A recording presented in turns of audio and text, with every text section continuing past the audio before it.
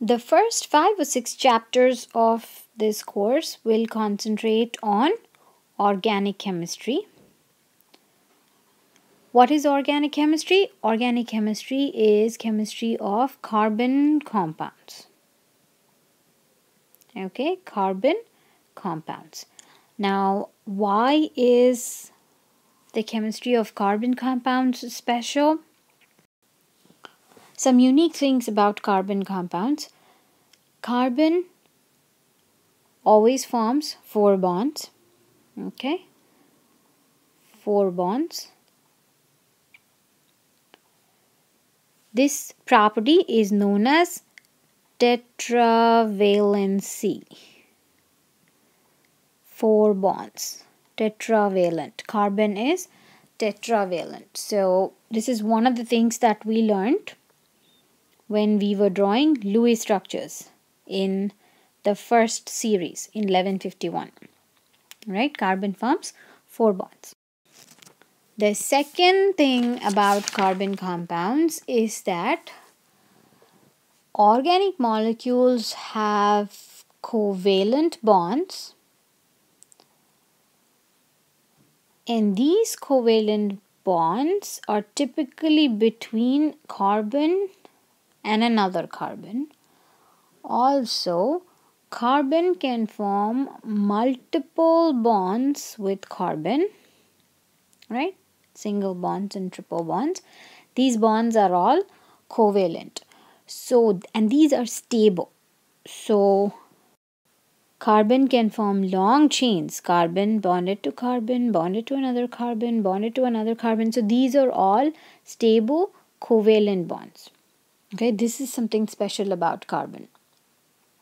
Now, organic molecules also contain covalent bonds that are polar. Okay, so we talked about polarity. Stop this video, pause this video for some time and think back about what is polarity and what is electronegativity.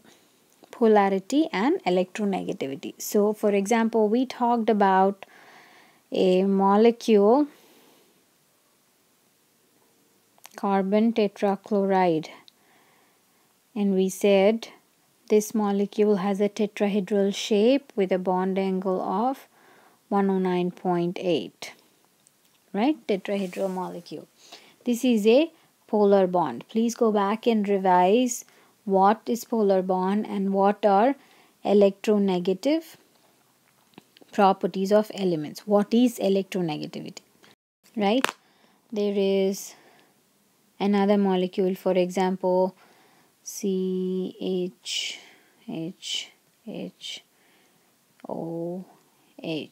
and we said that this bond is polar, this bond is polar. We talked about this. So, and we talked also about individual polarities among bonds.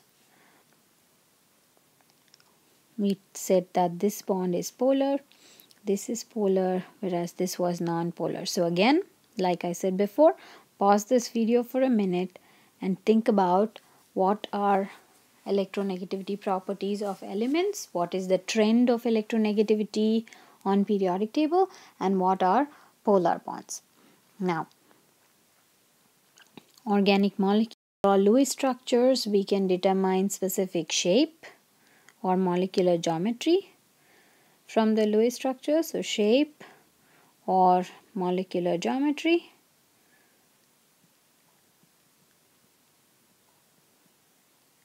Right? We can determine the bond angle.